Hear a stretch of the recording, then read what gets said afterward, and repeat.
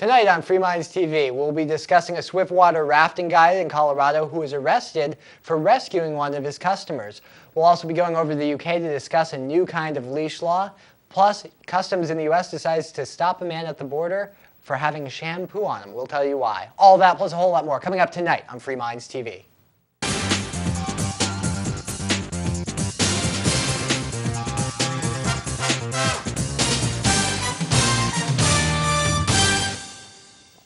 And welcome to a brand new edition of Free Minds TV, where we challenge you, the viewer, to think outside the box. It is Toby here with you. And Nick. And we made it, Nick. We're all the way to episode 161. 161 shows, Nick. And it's a lot of TV shows. It's a lot of TV shows. And we'd like to welcome all the loyal viewers as well as the people who are seeing us for the very first time.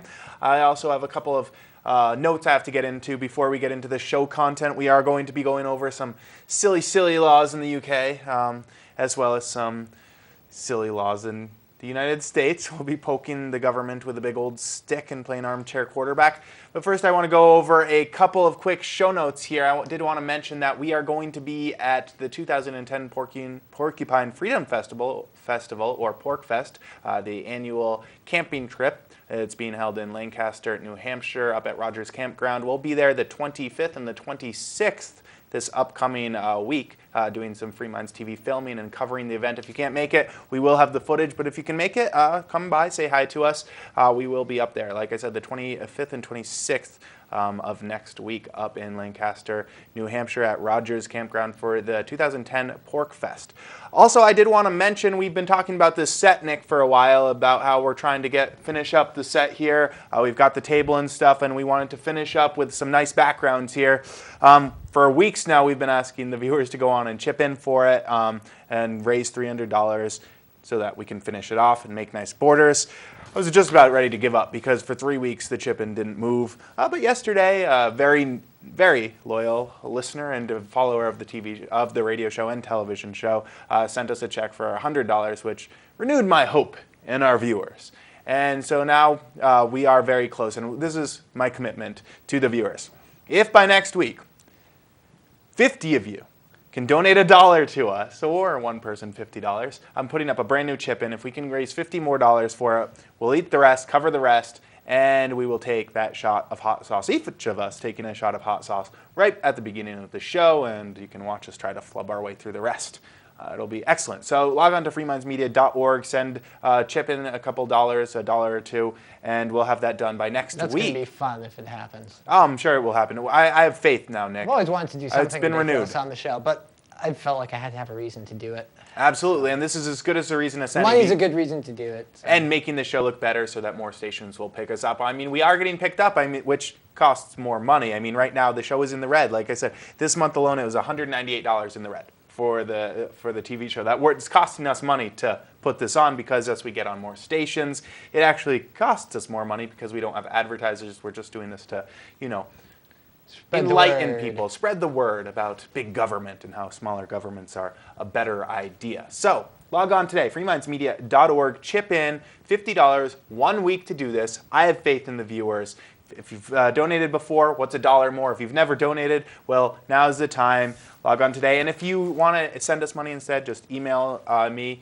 The contact information's right up on our website. Email me if you want to mail a donation instead. All right, Nick, enough of all that. We've got a ton of show content to get to. We are going to be going over those silly nanny staters in the UK and their ridiculous laws. But then again, we've got some that are just as stupid here in the U.S. I wanted to start off in Colorado, where a man who really should be being given a Medal of Honor, some kind of a hero's recognition here, he was given a pair of handcuffs in a jail cell instead.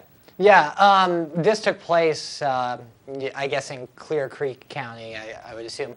Clear Creek Sheriff's deputies arrested a rafting guide for swimming to a stranded young rafter who had tumbled from his boat, the rafting guide's boat, on Clear Creek. Ryan Daniel Snodgrass, a 28-year-old guide with Arkansas Valley Adventures Rafting Company, was charged after the Thursday incident with obstructing government operations, Clear Creek Sheriff Don Kruger said. what he actually did was get the girl out. The government operations were trying to do the same thing. So he actually did their job for them. He was told not to go in the water, and he jumped in and swam over to the victim and jeopardized the rescue operation, said Kruger. It sounds like the sheriff's office decided to go forward with this arrest, though I'm not sure about that. Noting that his office was deciding whether to file similar charges against another guide at the scene Thursday on Clear Creek, just downstream from Kermit's Roadhouse on US Route 6. So it sounds like the sheriff in this case is the one deciding to be a jerk. He's cracking down, Nick. They've got to crack down on these heroes out there. They're doing the government's work. The government's supposed to be the ones to clean up the dead body when it washes down the stream. We can't have any heroes going out there and keeping them alive. Taking our jobs. I guess the rescue team was still setting up. They weren't actually in the process. Duke Bradford, Duke Bradford, owner of Arkansas Valley Adventure, said Snodgrass did the right thing by contacting the 13-year-old Texas girl immediately and not waiting for the county's volunteer search and rescue team to assemble ropes, rafts, and personnel. When you have someone in sight who has taken a long swim, you need to make contact immediately, said Bradford, a 15-year rafting guide and ski patroller from Summit County. And apparently she had been in the water for about 30 to 45 minutes, somewhere in there. So she had been in the water for quite some time, and the risk of drowning was probably pretty high at that point. Certainly, search and rescue professionals tend to evaluate their risk, try not to put themselves in risk. But it's not like the guy who effected the rescue was actually an amateur either. Well, it shouldn't really matter, Nick, because well, he's apparently risking these guys his get in the own water life. all the time. It doesn't really matter, though, because he's risking his own life, and if he wants to go And kill himself trying to be a hero, okay, well, he's assessed the situation, and he's decided, well, I'm going to take the risk to try to save this girl's life. If I drown, I drown. He saved her life and then gets handcuffed for it. It seems to me like, well, the punishment should be that if he didn't rescue her, he dies with her. I mean, that's punishment enough. Do you really need to put the man in handcuffs and charge him with a crime as well? It just seems very, very, very, very silly to me, Nick. Yeah, apparently both the owner of the company and the guy who effected the rescue, I don't think they're happy about having him get arrested, but they don't care. He was risking his life to get her out, so the fact that they arrested him, he couldn't give a crap about it. Making contact immediately with your victim is essential. It's not about who's in charge, it's about the safety of a 13-year-old girl. You're going to do everything in your power to ensure the safety of your guest, and if that means in Idaho Springs you get arrested, well, I guess we'll get arrested then. You shall not disobey our authority, I say, who lives and dies on this street. Basically, that's what this is about. This isn't about the fact that he actually did any harm. No, it's he saved someone's life. It's that somebody either from the rescue team or from the sheriff's department said, you gotta wait and let the professional volunteer. A volunteer who and this guy's a professional rafter. It seems like he's probably more the article professional says than they the volunteers. get into the river quite frequently as part of navigating them, getting the rafts, if the rafts get hung up. These guys get in the water all the time. And it probably wasn't that big of a deal for him to swim that stretch of river because he probably knows whitewater conditions a lot better than the volunteer search and rescue team. But he spoiled their fun because he made them feel like they were He also disobeyed their authority, and that's what they hate more than anything, Nick. I mean, well, the search and rescue team doesn't have the authority. No, but the sheriff's department does. They like to be able to tell you what to do. Anyone with a badge, they really like to be able to order people around. And there's absolutely no crime, Nick, I think that is worse than disobeying the order of a police officer. Because in their eyes. In their eyes, I know. In their eyes, because I mean, they're all powerful. They're like the Pope. I mean, let's just take a simple speeding traffic ticket, for example. You are speeding, you fly by a cop, zoom by him, he gets all upset. Woo, woo, woo, I'm going to pull you over. Look at my badge. I'm the powerful guy here. You pull over on the side of the road. Well, you have two options. You obey the officer, or if you keep going, he's going to get real upset. He's going to call in his buddies, and then they're all going to come after you. And then they're going to trace you down that street, and if you don't respect all their authorities, well, then when you finally do pull over, you're going to have a whole bunch of guns drawn on you like you are some kind of an armed bank robber. It's not going to be like, all right, you very funny, you took us on a little trail joyride here before pulling over. No, they're going to treat you like you just tried to rob Fort Knox here. You're going to have every gun on you. They're going to be drawing down on the ground, a knee in the back. I mean, well, to some extent, that's unavoidable if you're going to have government around and you're going to have a police force to enforce laws. Essentially, what government does is it they get their points panties guns in such a bunch, Nick. Well, I mean, this you would is- never. It seems so childish in a way, like kids on a playground. So upset about such a simple thing, like, no, I'm just not going to respect your authority. I think that's a little bit stupid today. But that is the worst thing that you could possibly do. I mean, disobeying an officer is one crime, but when you evade the officer and try to escape him, they don't like that. I'm not suggesting that people should do this. I'm just pointing out the fact that they get so upset about it. Right. I mean, but it does make sense. The arresting thing is just, I don't know, maybe a $45 ticket, but you're going to be in jail for a whole lot of time if you just say, no, I don't respect your authority. And that's the thing, is that every law, even if the penalties per se in the justice system are relatively mild, well, it's still, you're forced to obey it with everything up to including deadly force. It's the same way with taxes. There might be you're not going to get killed because you didn't pay your taxes. The IRS is not going to send men with guns to your house and just shoot you because you're late on your taxes. They're going to assess interest and fines and penalties. And if you don't pay those and you ignore them long enough, they're going to come and either try to take your house or freeze your bank accounts, take some of your possessions. And if you try to act like they don't have the authority to do that, if you try to stay in your house, resist them, they're going to kill you if that's what it takes. Every government policy, every law, every statute on the books, that's ultimately what it boils down to. I don't really have a problem with that if it's a law. I mean, there's really nothing else you can do.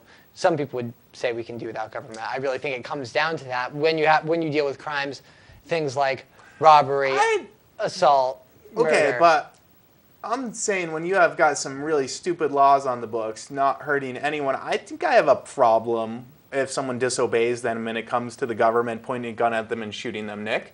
I'm going to say, that's what a law is. I've got a problem with that. Yeah, I think that's wrong. Well, absolutely. You just said that you didn't, though. I don't have a problem with that when it's things like murder, rape. Oh, okay. robbery. I interrupted. I didn't hear that part.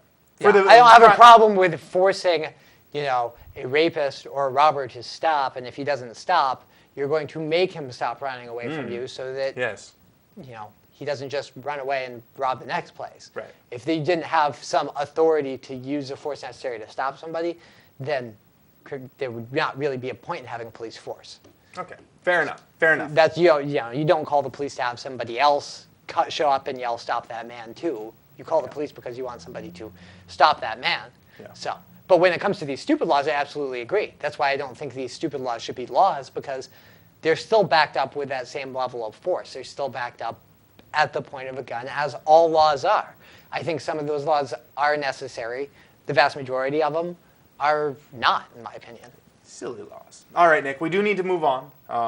One of the silly things that's happened not only here in the United States, but all around the world is airport security, or theater, or whatever you want to call it. But, well, it just causes inconveniences for most people, having to take off your shoes. Yeah, that's just a silly law, having to go through these scanners that scan your whole body and show images of your naked self to a bunch of useless security guards. Yes, that's a bunch of security theater. That's just inconveniences most of us, violates our privacy. It doesn't actually usually harm most people. It's annoying, and it raises our airfares and just raises your annoys blood people. pressure, too. Raises blood pressure for some people. It's mostly just annoying, but it also can have some consequences for other people, because let's face it, the bureaucrats, not only here in the United States, but all over the world who are doing the security theater, a lot of them are very incompetent. This coming from Darwin, Australia, where a Darwin man was arrested. He was stopped at a customs checkpoint because he had a bottle of shampoo.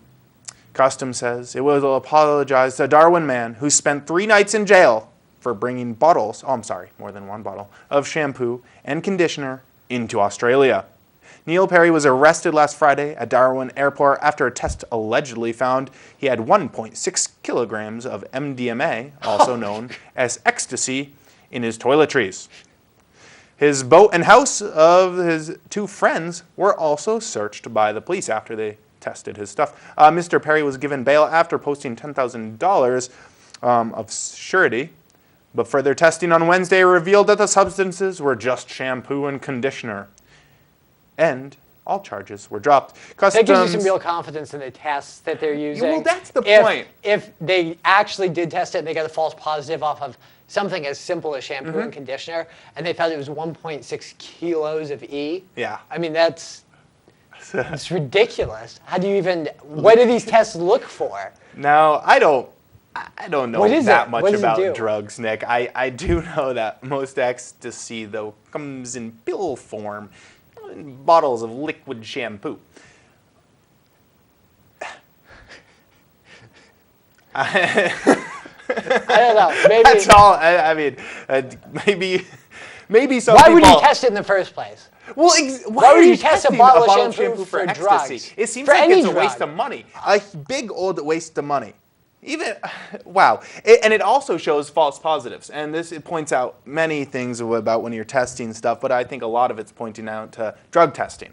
When you're testing people for drug use. Right. It's the They're same not magical tests. Right. That look the for same test that thought this guy had 1.6 kilos of MDMA are the same ones that they use when you pee in a cup for your employer or for the government or for whatever reason, and they test it. It's the same flawed tests. They come up with false positives and false negatives every single day. So what if, I don't know, 1 to 5% of people have false positives and don't get that job or violate parole and go back to jail or whatever it is? So what? As long as the people who lobbied the government to make these tests are making their billions of dollars every year, and so long as employers feel real good that they're testing their potential employees or their employees for drugs, it doesn't work out that way. It just doesn't work. People have to remember that these tests, I mean, it's not magic. It's just a test that, as I understand it, they're just looking for certain chemical markers.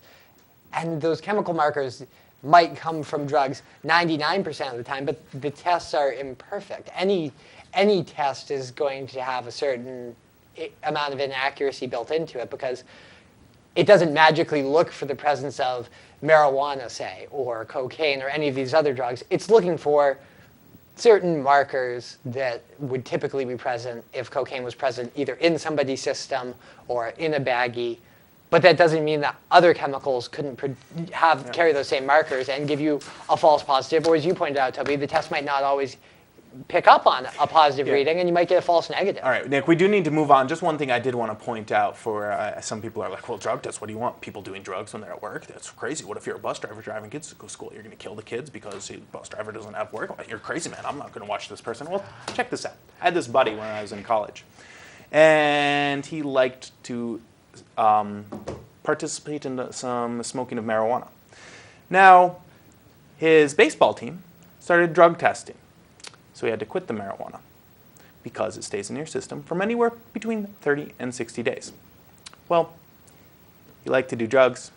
So instead of just quitting marijuana, he picked up a very powerful drug called cocaine, and he decided to substitute that instead of marijuana because that only stays in your system for, 1 to 2 days.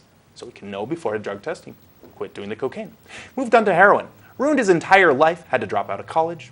Total deadbeat. Gone nowhere in life. Why? Because of drug testing. Smoking marijuana once a week worked out perfect for him until someone started to drug test him. Then he ruined his life. And that's most drug tests. That's what they're going to find 99% of the time. It's marijuana because the drug stays in your system. Right. It can be tested for a month after the fact, whereas, as you pointed out, cocaine and a lot of the other hard drugs like heroin, amphetamines, they really don't stay in your system too long just because of the way the body processes them. So it's actually very difficult to test somebody who's actually using the drugs that most employers would be concerned about. I don't think most employers really care if people are smoking marijuana on their off time. They might do it for insurance reasons and things like that. Most employers just don't want people to come to work all coked up or, shooting up heroin during their break time. That's the big concern. And that's the thing that drug tests usually will miss, is those drugs, the drugs that most people out there would say That's going to cause some real problems if we have people coming in on that. I'm not saying people should go work high on marijuana either. No. But this case that I pointed out, it's not an isolated case. Because of drug testing, you've taken thousands and thousands of people who otherwise would have experimented with marijuana and then moved on with their lives and been productive individuals. You've pushed them to using hard drugs, such as cocaine, heroin, methamphetamines, because those drugs get out of your system in a couple of days. Drug tests aren't testing for those drugs. They officially are, and once in a while they'll be picked up. But in fact, really, you're just going after marijuana smokers.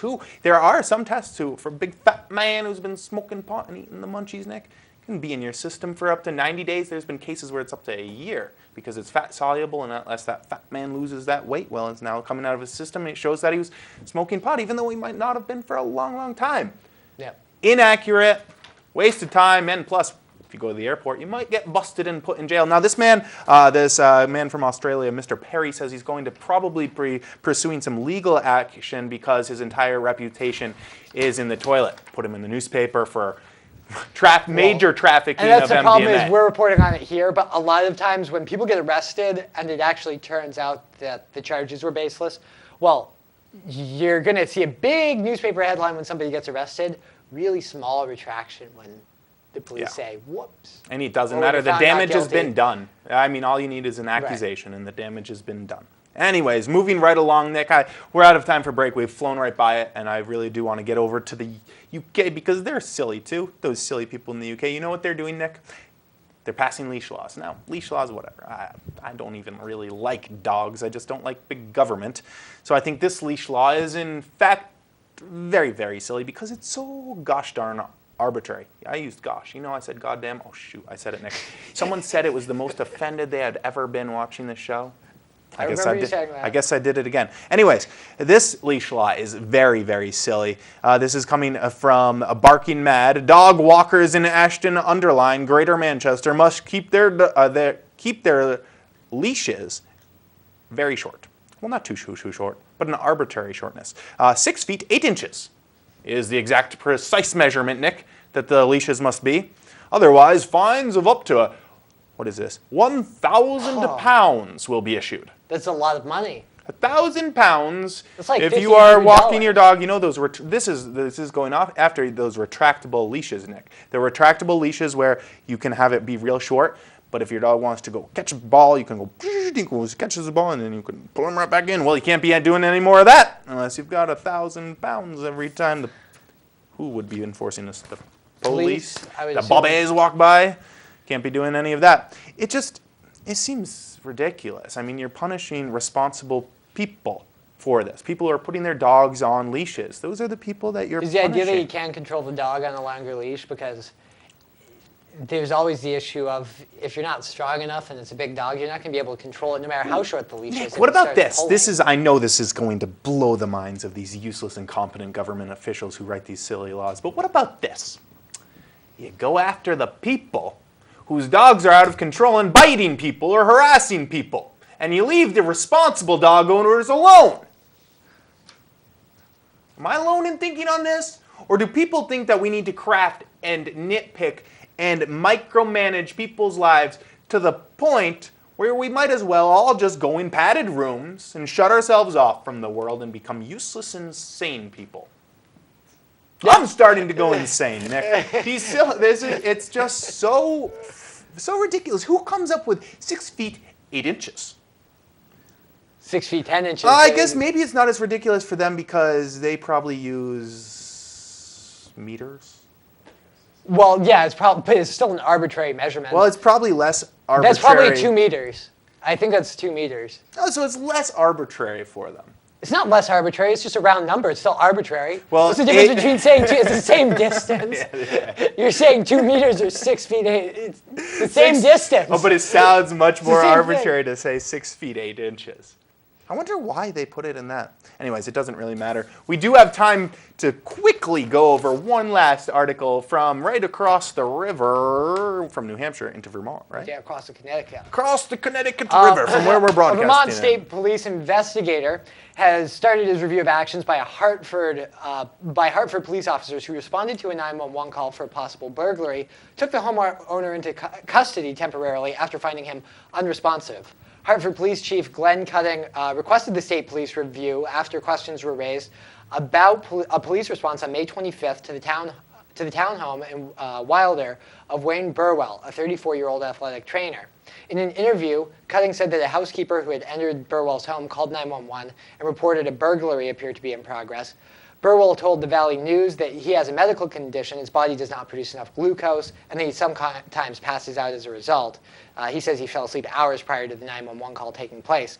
Police found Burwell naked and sitting on his toilet. I assume he was there because he probably felt ill because his glucose levels were low and he was doing something and he passed out. They handcuffed him, even though he was unconscious, dragged him out of the townhome, and according to accounts given to the Valley News by Burwell and a neighbor who was a retired police officer from New Jersey, it appears that Burwell was pepper sprayed, according to the neighbor, and Burwell says it seems that he was too. He was pepper sprayed and his wrists were also cut up because they dragged him, the homeowner, out of his home while he was unconscious, and then they pepper sprayed him. Why did the I'd like to see them make it self...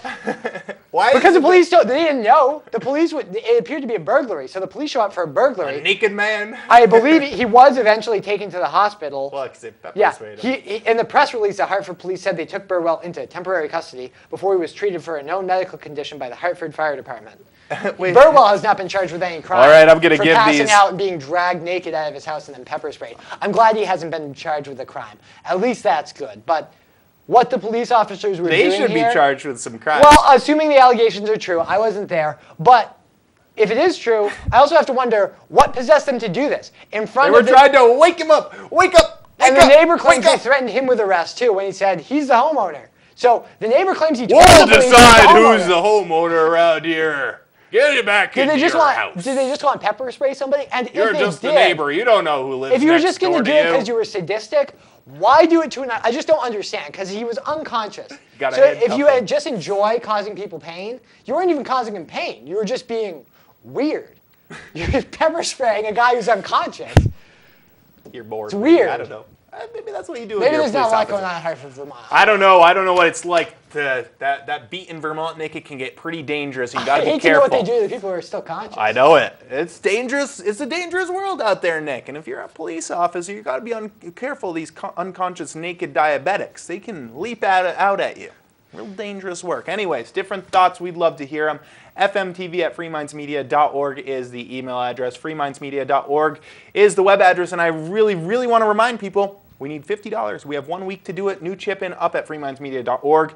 If you've chipped in before, well, it's very easy using PayPal. Chip in $1 more. We only need 50 of you to do it. $1 each. That's all we ask. If you don't use PayPal, email us, fmtv@freemindsmedia.org, or check on the contact info on our website, and I'll give you ways that you can mail us the cash. And then, cheers up. We'll have hot sauce, and we probably won't be able to do a show. Bottoms up. Up. We're all out of time. It's been Toby here with you. And Nick. Join us this Sunday and every Sunday for Free Minds Radio, 3 to 5 p.m. Eastern Time. Are we standard yet? Are we standard time? I think we're daylight.